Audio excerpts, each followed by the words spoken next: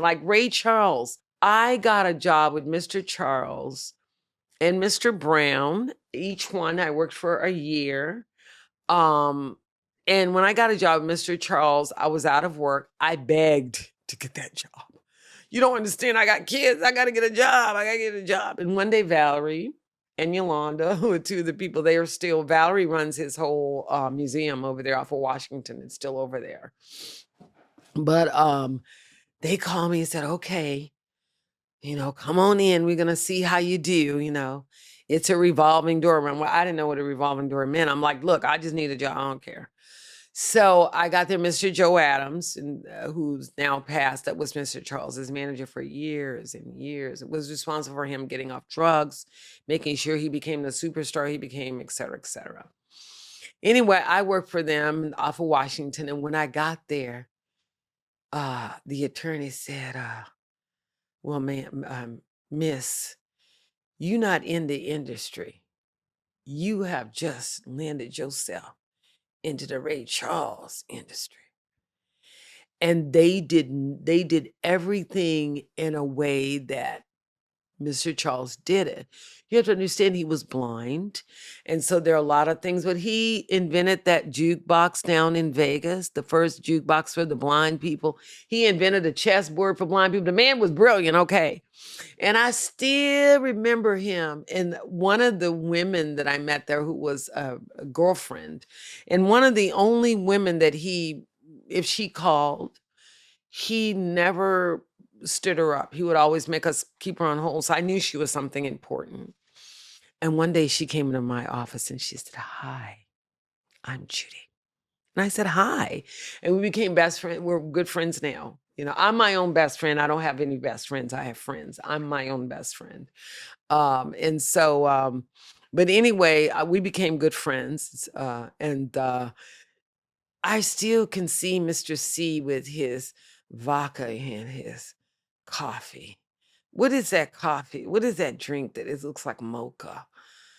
And he would put it in the refrigerator and he put liquor in it and he drank the coffee. Well, that was what he started doing after he got off all the drugs and stuff. He started drinking coffee.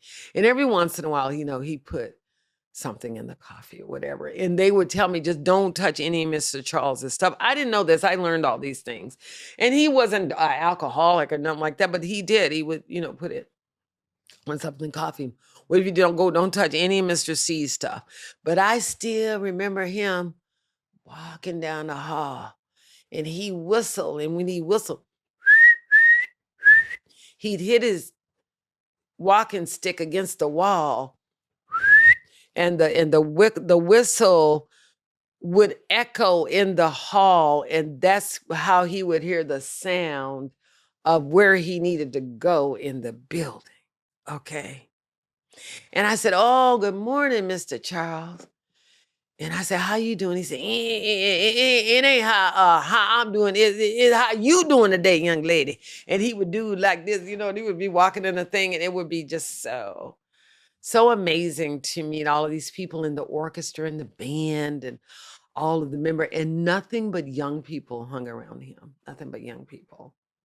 They knew his value. I mean, when he went along, like Michael Jackson, it's like when you get a certain year like that, it's like all the young people just, because they want to learn and they want to get your wisdom and the knowledge, because they know, they don't know when you might go, who knows when who might go, but especially when you get older, So I got to meet a lot of people through him. Then I got a job after that with Mr. James Brown. He had James Brown East and James Brown West. And the many out there that's still alive, you know who Vonnie Sweeney was. Vonnie took me under her wings, and I just thought, that's Mr. Brown. Now, in this course of working with Mr. Brown, the reason I got to work with Mr. Brown was not in his company, but I worked for a guy. Hi, Stephen Cooper, if you're still around, Beers Productions. Beers hired me. Ray Charles, I ended up getting let go of. I was the revolving door. And they say when you start moving, and a lot of people, nobody really, they were very picky, and I don't know what went on there really, but I lasted as long as I lasted. But they say when you start moving closer to the door, next thing you know, you're in the other office. What happened? I thought she's in the she in the other side now. So they move you closer to the door, unless you know you're on your way out. So one day when I came to Rachel, they said, no, okay, I don't think you're going to work out here. Mr. Adams said he don't think you. And I never will forget it. If I said some of the things Mr. Adams said to me, some stuff that I never heard somebody say. So I knew it was a whole different world than what I was used to. I'm like, wow. And I got let go of. He said, see, too much, stuff. But he talked like that, like, I'm going out. I'll be back in a couple of hours. I'm going out,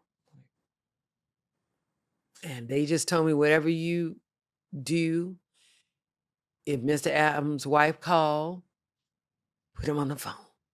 I don't care where he is. Put him on the phone. Get him on the phone. Get him on the phone. Because he ran everything, basically. So by the time I got to Mr. Brown, I was working for Stephen Cooper at Beers Productions, which was off of Sunset across from the Key Club, the Whiskey a Go, all them places. Well, that's where everybody was at. So I got to experience all of those clubs, working for Beers Productions. Well, Mr. Brown was one of Stephen's clients. So back in the day, you guys, they had, when the artist got to a certain stage, they brought in, what are they called? Where they're like the mediating agent. They're not with the big companies anymore, but they can mediate deals. So Stephen was like that, where he still had connections enough to people in different countries and stuff. And so he played the middleman, like a mid-level agent is what they call them.